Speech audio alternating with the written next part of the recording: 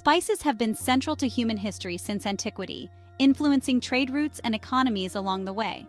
But despite the rich array of flavors that have traveled the world, salt and pepper have emerged as the most popular seasonings in the Western world. Salt, an essential mineral, was once coveted for food preservation. Pepper, a spice derived from dried peppercorn plant berries, used to be worth its weight in gold.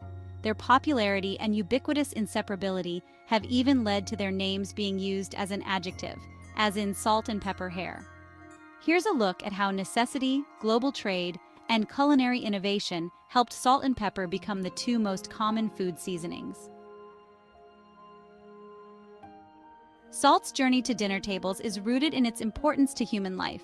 The natural mineral is crucial for maintaining hydration, nerve function, and muscle control in the body, among other things. Given salt's essential role in survival, it's no surprise that humans developed a taste for it. Early human diets were heavy in meat and naturally provided sufficient salt. But as nomadic hunter-gatherers settled into agricultural societies and diets started including more grains, supplementing salt became important. The resource, though naturally abundant, wasn't always easy to obtain, and it became a highly sought-after commodity throughout expanding civilizations. In ancient Rome, the production and transport of salt evolved into a major industry. Salt was highly valued and was even used as currency, with soldiers sometimes receiving their salarium or wages in salt, a practice that gave rise to the English word salary. Sal is the Latin word for salt. As European empires expanded and trade routes grew, so did salt's reach, though it largely remained a necessity of food preservation and was used as a seasoning only by the wealthy. Throughout the Middle Ages, upper-class hosts even made sure their guests of honor were seated next to elaborate, expensive salt cellars at the dining table. Around the same time, black pepper was experiencing peak popularity in medieval Europe. Native to India's Malabar coast, pepper was used in local cooking as early as 2000 BCE, but as trade networks expanded, the spice became highly prized in the Roman Empire, where it was as valuable as gold. Like salt, it remained a top commodity and a luxury for centuries throughout Europe due to difficulties importing it from tropical regions, as well as for its supposed medicinal properties.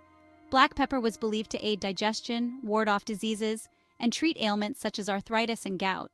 By the mid-17th century, however, these medical beliefs were waning, and the spice trade shifted significantly as new imports such as coffee, chocolate, and tobacco entered the scene. Food preferences also changed, reflecting refinements in regional cooking, especially in France. Historians trace the most likely implementation of salt and pepper into everyday cooking to the rise of French haute cuisine in the 17th century. French chefs such as François-Pierre Lavarenne, who contributed to the influential 1651 cookbook Le Cuisinier François, the French cook, began reducing the amount of spices used in cooking, instead aiming to emphasize ingredients' natural flavors. This style of cooking also introduced a clear separation between savory and sweet dishes in a meal. Salted foods were served first to stimulate the appetite, while sweet dishes were saved for the end to satisfy it. Pepper, one of the few spices that flavored food without overpowering the taste, didn't work well with sweets, but it did pair well with salt, and both were relegated to a meal's savory servings. This shift in French cuisine was a major influence throughout Europe, especially after the cookbook's first English translation in 1652.